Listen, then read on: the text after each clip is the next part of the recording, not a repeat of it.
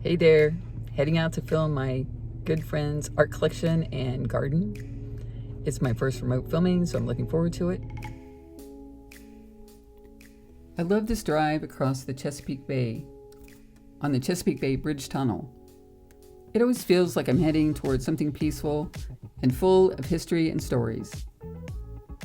This is actually 3 bridges and 3 tunnels, about 15 miles. You can always see so many things out here on the water. It takes you from a very developed urban area, Norfolk, Virginia Beach, to a very rural place on the eastern shore. I'm not going to be talking too much on this video because I want you all to see all the beautiful things.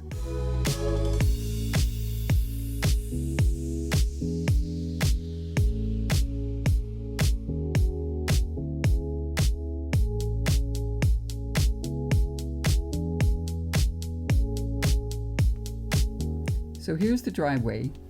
This is a newly built house, but the way it was set into the landscape and with the trees and garden beds, it really just fits.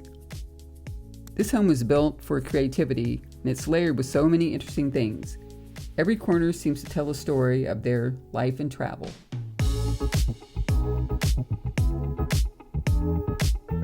Even though the gardens are only a few years old, it has been done in a way that it blends with the surroundings. I think that's due to Nancy's interest and knowledge of many native plants and trees. Everything is like intentional, but also kind of loose. There's color, texture, and just enough wilderness to feel like it's been there much longer. She grows most of what she does focused on the history and heritage of the area.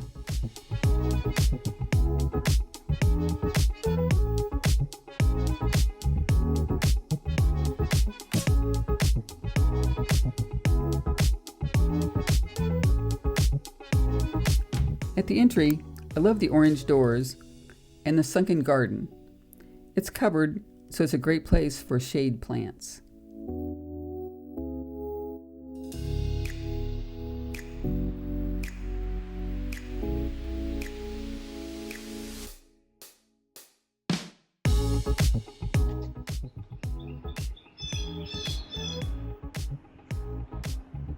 See, I have fancy in here, which I just chopped down. These ferns, eucharas. Yeah. That's a cast iron plant, people call it. Aspidendra, I think is the correct name, which was for years they were plants that people grew in Victorian times as house plants. These are both a large variety of hosta, which I'm probably going to have to move one of those out of there.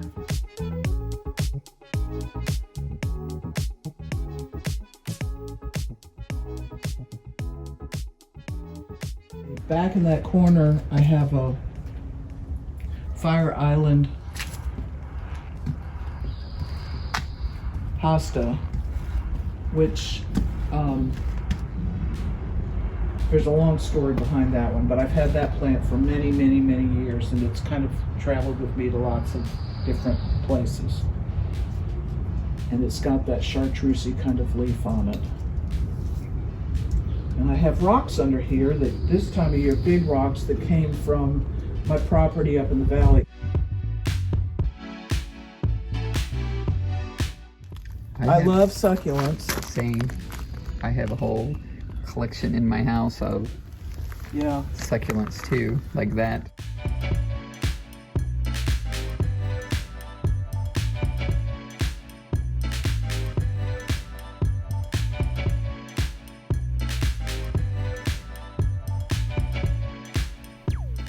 So inside the home, it was built for art and display. It has a long hallway in the entrance, and the art collection is a mix of their own work, local artists, and pieces they gathered over the years. Brenda's a photographer that really captures culture and everyday life. She had a gallery frame shop called Shooting Star for many years and helped promote many artists. And she's still at it in other ways even today. Nancy is a potter and now a metalsmith making jewelry. She also worked for the city promoting art and education.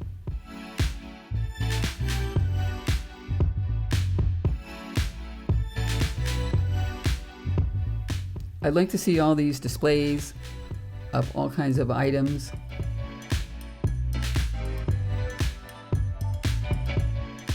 These wooden bowls and tools just look great together. Pieces of pottery and other found items.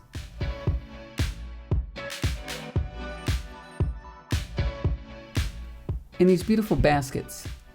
They're very useful, but also they just look like a piece of art when they're displayed in these interesting ways.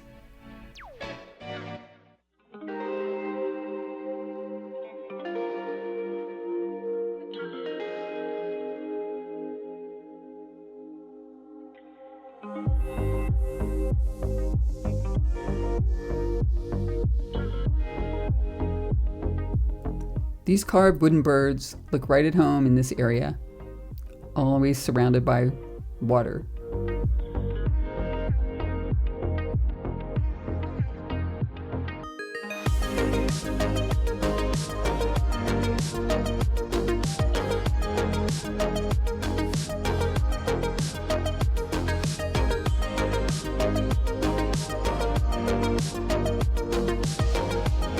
When you're trying to do your own gallery walls, you can display them in many different ways to keep it cohesive and look interesting. You can display it by color, by artist, or by theme, like the horse theme here. Make it whatever you like.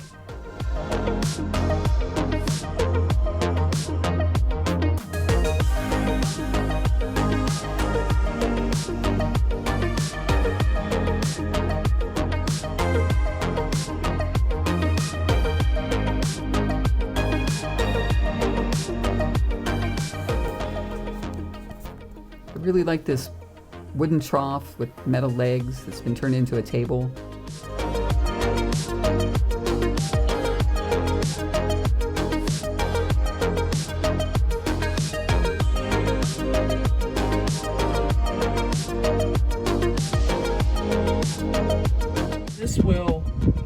The grasses are what is really big over in this area right now, but it has many flowers that will come up that are natives. And I planted most of these grasses.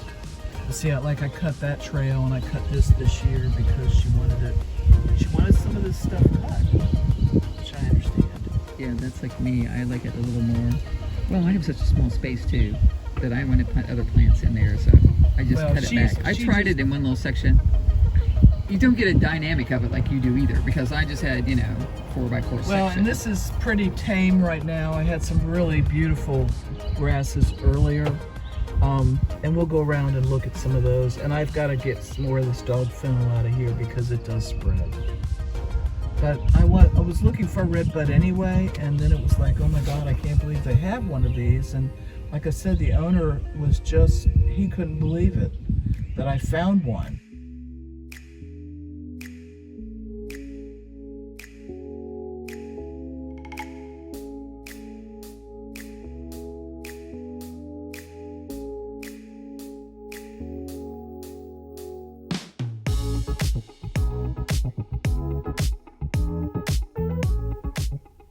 I really like these gravel pathways, and they're edged with the larger rocks.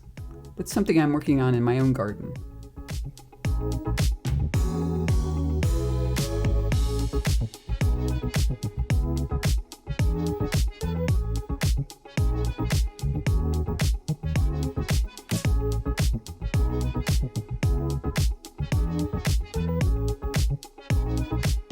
But I love the chartreuse color, and then there's a hosta in the back underneath. This was the playhouse that was back there in the woods, and that I have just been collecting. I like rusty stuff, so I've been collecting rusty stuff.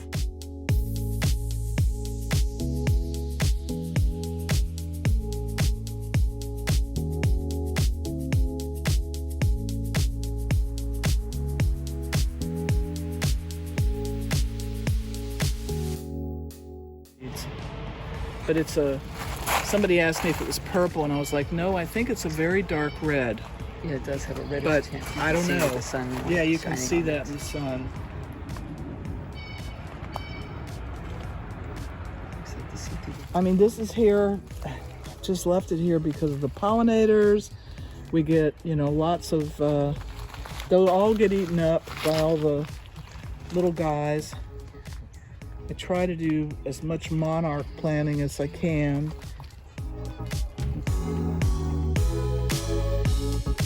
I was lucky enough to take home one of these cabbages. It was delicious.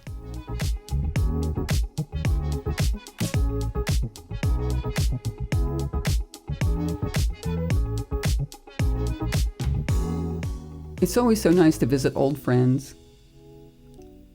We can talk about art, food, gardening, and friends we have in common that have come and gone.